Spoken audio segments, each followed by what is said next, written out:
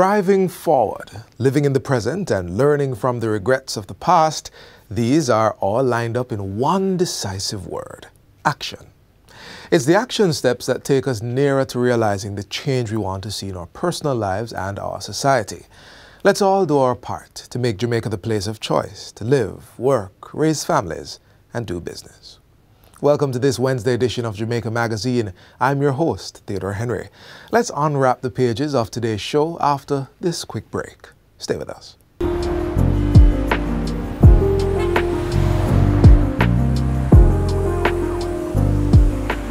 All motorists, pedestrians, private and public operators, motorcyclists, it is important for us to drive defensively. Driving defensively saves lives, and we know that lives are most important to each and every one of us. It is important also to be trained and certified as a defensive driver, for it increases the likelihood that you'll prevent collisions on our roadways.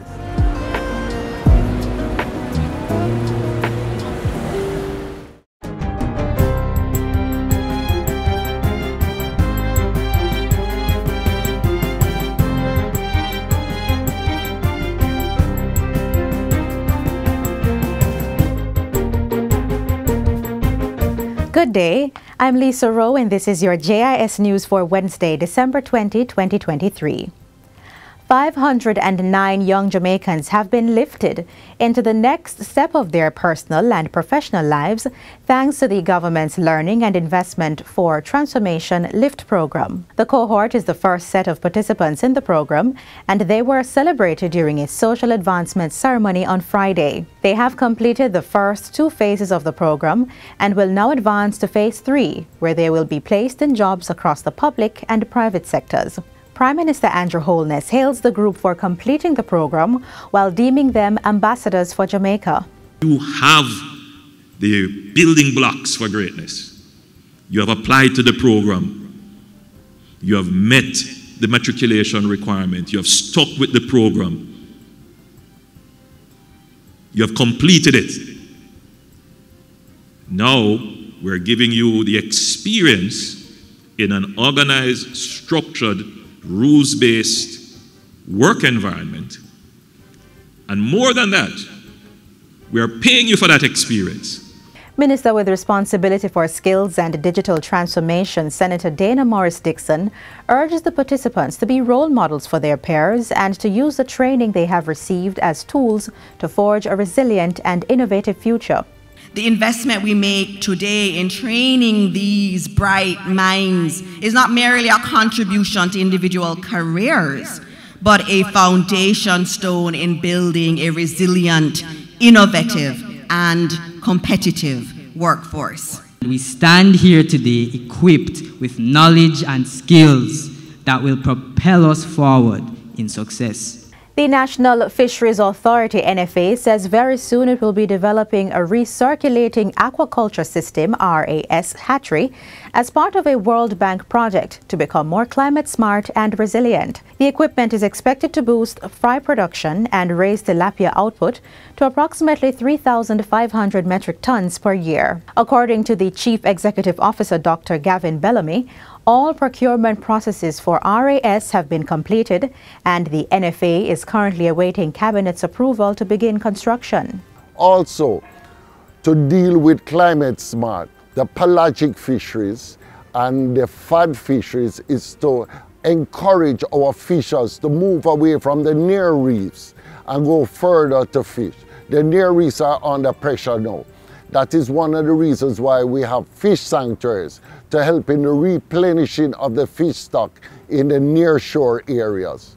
Also, we encourage our fish sanctuaries to do other things value-added like ecotourism. Mr. Bellamy adds that two communities, one in Savannah Lamar and the other in Green Island, Westmoreland, are receiving training and support to do climate-smart oyster farming.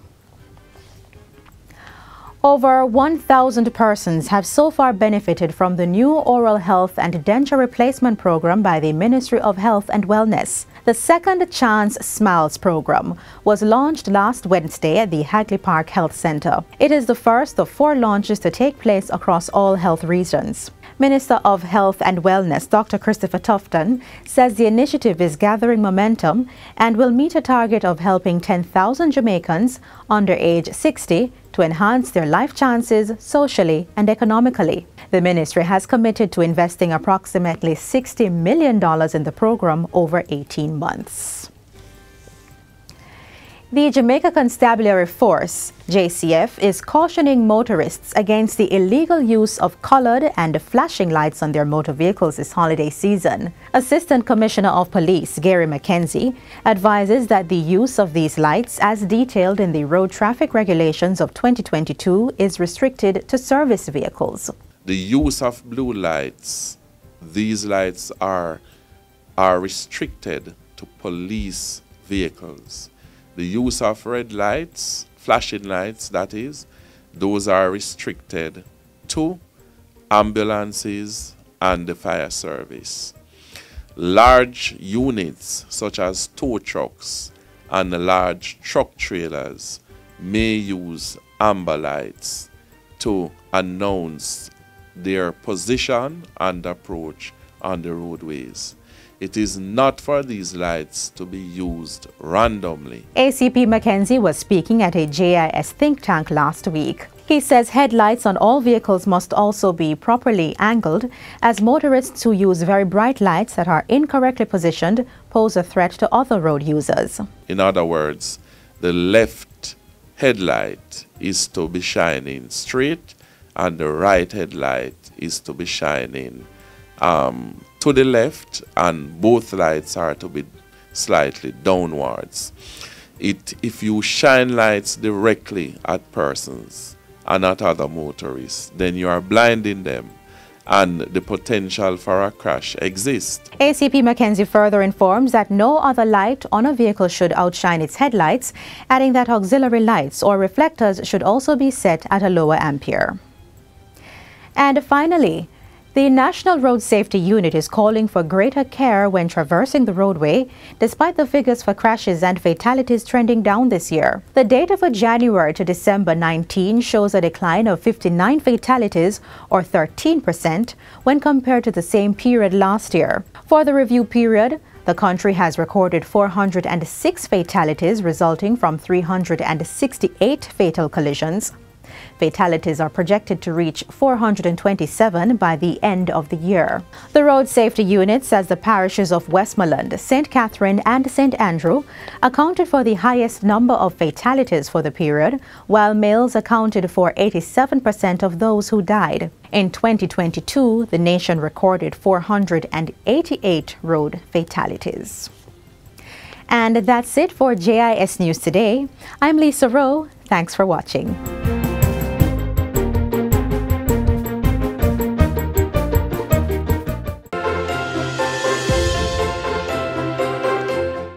As the holiday season approaches, road fatalities continue to be at an unacceptable level. As a people, we must do all we can to prevent further pain and grief of loved ones from road crashes causing injuries and fatalities. Please do not drink and drive. Buckle up front and back. Motorcyclists and pillions, wear a helmet every time. Slow down and be extra careful on the roads, especially when they are wet and slippery. We are on track to enter the new year with reduced road fatalities, but we can do even better. And as Minister with responsibility for transport, I will continue to do my part to stem the loss of lives from road crashes. Let's make this holiday season not only a happy one, but a safe one on our roads. Please, we do not want you or your loved ones to become just a statistic. I wish you a peaceful and safe holiday season from my family to yours. We cannot drive forward without assimilating the rapid expansion of technology in streamlining services for greater efficiency. In this next feature, we see how technology is helping to advance the execution of land management services.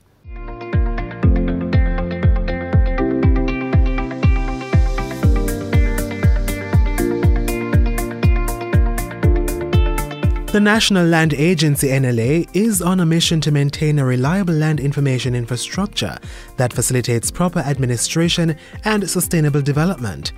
The NLA is executing that mission with an eye on delivering excellent service that takes advantage of cutting-edge technology. Several drones owned and operated by the NLA are part of the technological transformation behind the agency's enhanced delivery of service to clients. In 2018, when the entity commenced acquisition of unmanned aerial vehicles, UAVs or drones, it was just for its photogrammetry activities to aid in mapping and surveying. The approach we're using prior to 2019, the technology behind it was becoming obsolete, and we were having challenges finding parts for the equipment that we were using because it was primarily mechanical at the time. And having done the research, realized that what we wanted to do or what we were doing could have been done utilizing drones. The other side of the equation was the fact that we needed to be more efficient and also find ways of being cost effective in doing what we were doing.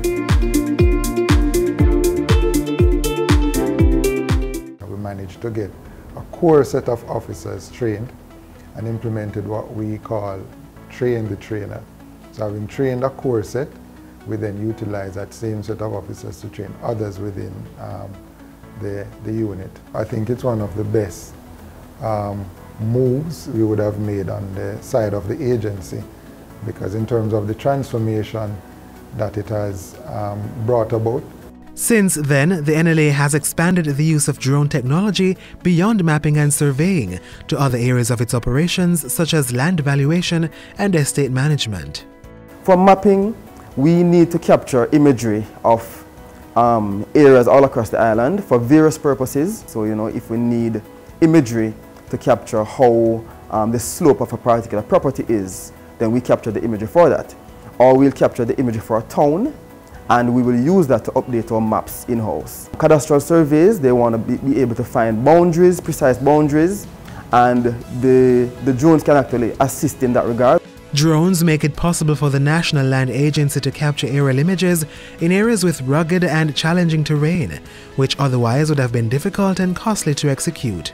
We do spend less time now to get the same work done, and we get that work done at higher quality and with greater precision. And so, for example, for valuation, we've done properties that are over 1,000 acres, and before a valuator would actually take more than 5 days to actually peruse the property to find out what is there, and they wouldn't really get everything that's on ground. They would just get the best, they'll do the best that they can.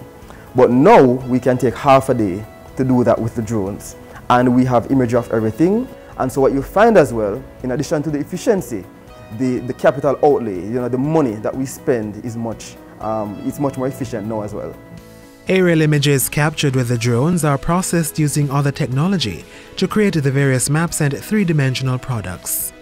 These data are then returned to us in the photogrammetric section that we use different technology, mainly drone to map, to stitch these these digital files together in order to create what we call an orthophoto.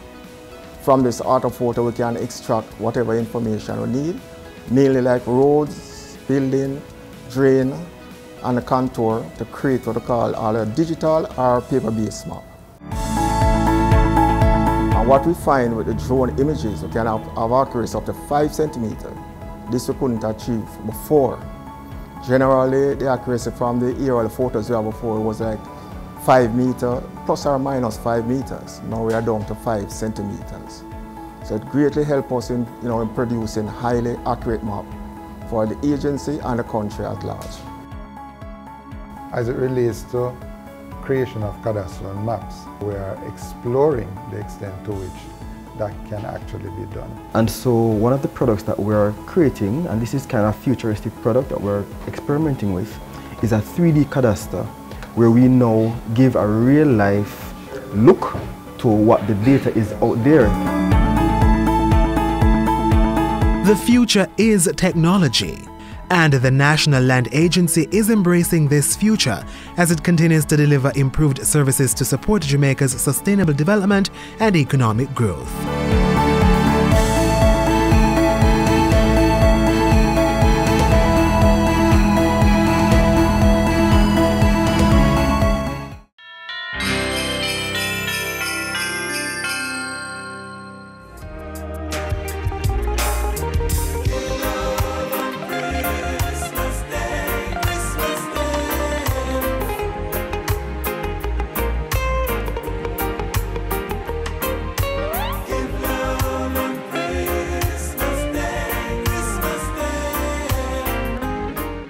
Their goal is to end discrimination against persons living with the human immunodeficiency virus, HIV. Their plan is to get all people on board to join the cause. Let's take a deeper look now at this mission spearheaded by the National Family Planning Board, NFPB.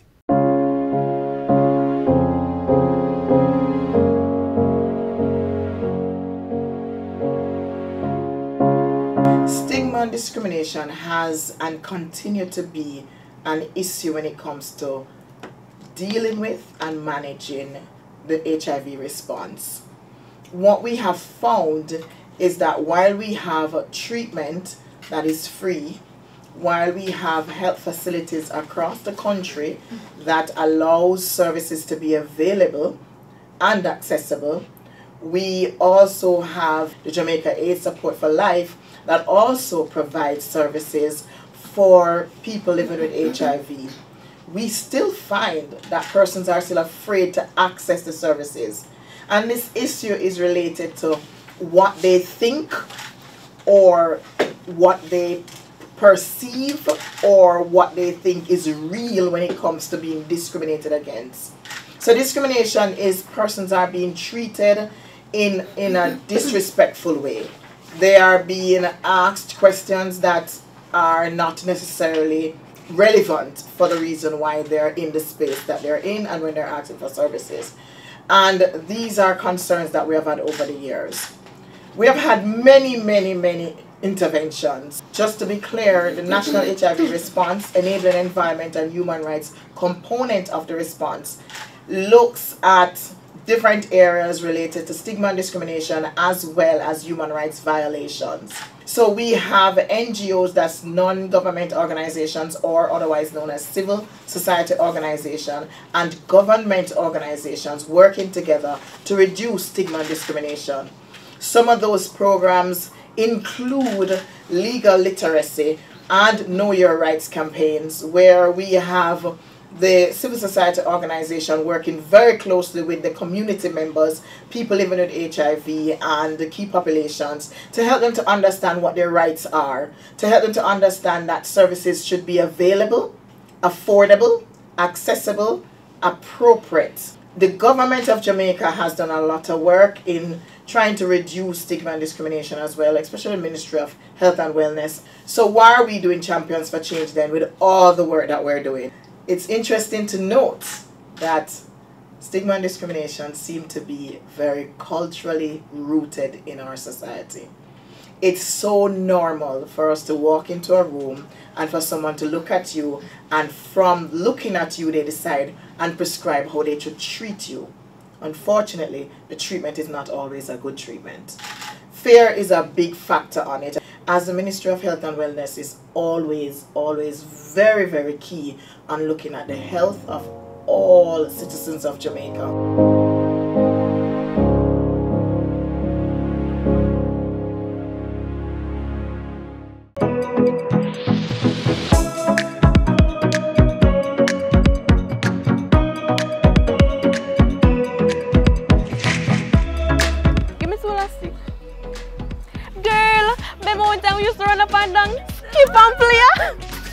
Come, let me take you down to the past.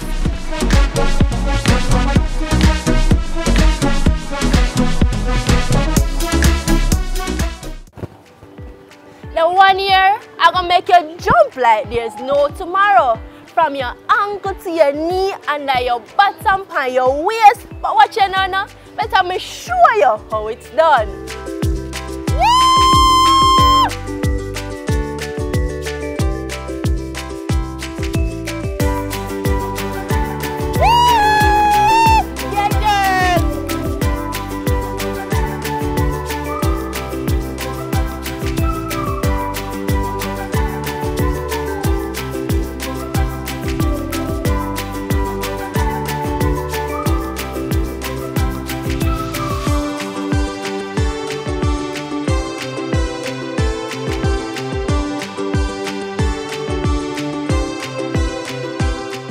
Protecting our environment remains a top priority with the rapid global effects of climate change on small developing countries like Jamaica.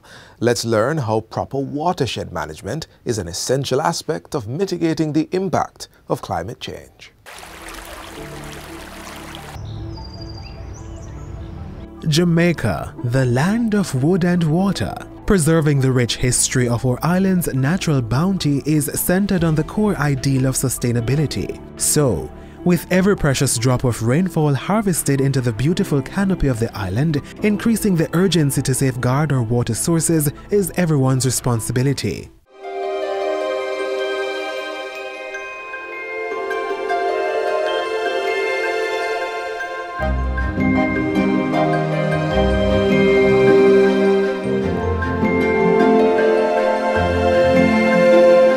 An area of land that allows for the drainage of rainwater into a common place like a pond or river is known as a watershed.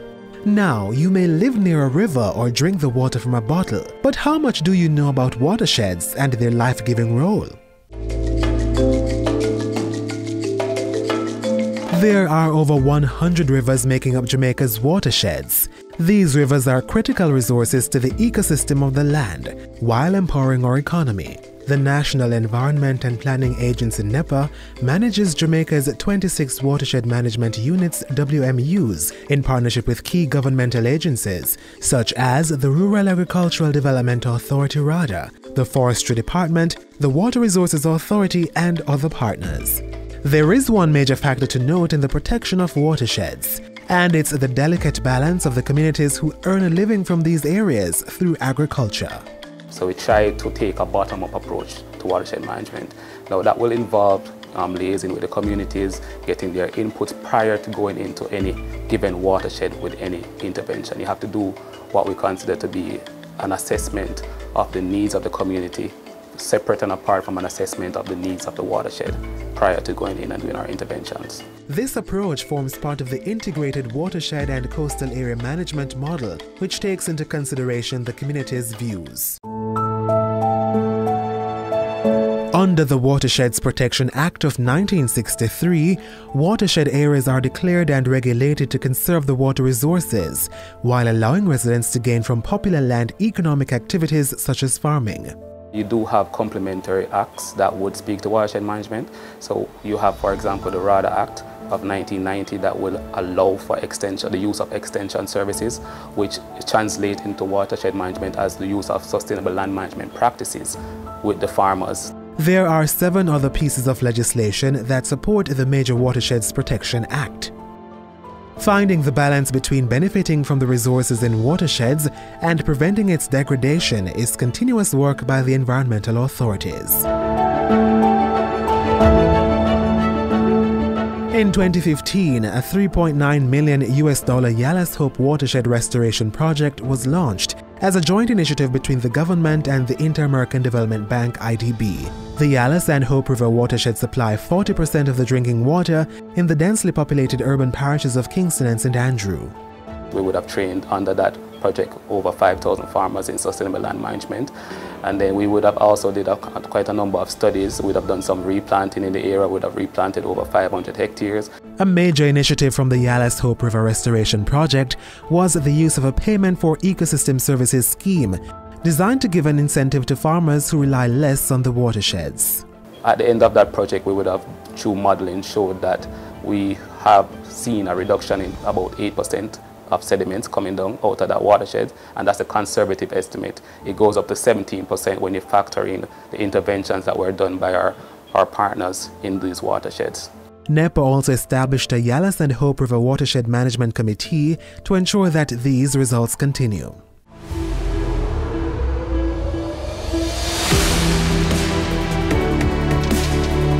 Jamaica's international ranking as a strong and actions-based drive of environmental protection is steadily growing. A Jamaican Path from Hills to Ocean project is the latest initiative to restore 3 major watersheds across the island in the next 5 years.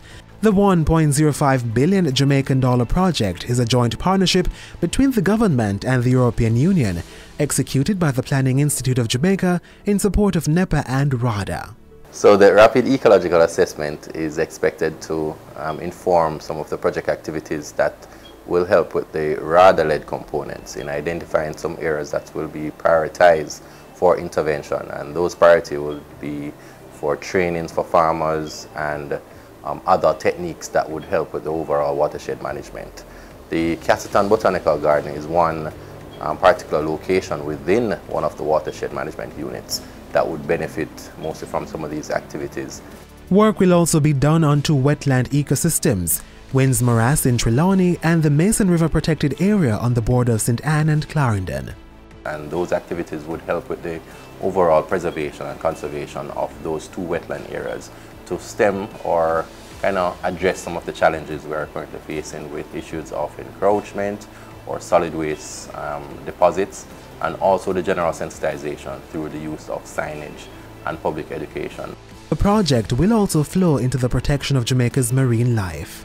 So the assessment of seagrass, the health and distribution of seagrass beds within the Ocherius Marine Park and the Helsha Half Moon Bay area will also be assessed, so we can see if the activities implemented over the 5-year period would have helped with the health or the general health of the marine environment in these areas.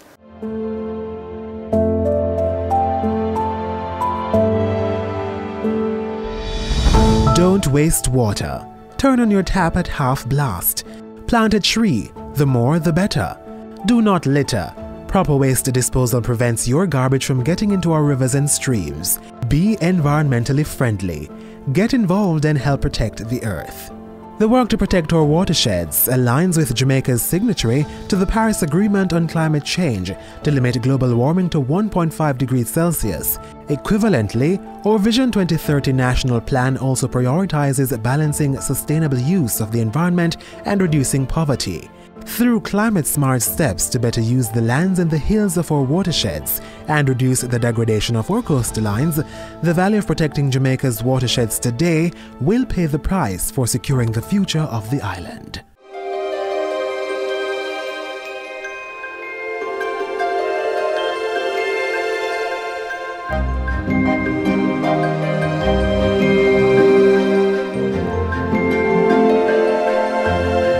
We would love to hear from you, so reach out via email at jamaicamagazine@jis.gov.jm. You can also find more content like this on our website at jis.gov.jm. Join us tomorrow for another informative edition of Jamaica Magazine, and on behalf of the entire production team, I'm Theodore Henry, wishing you a peaceful and joyous holiday season. This has been a production of the Jamaica Information Service, the voice of Jamaica.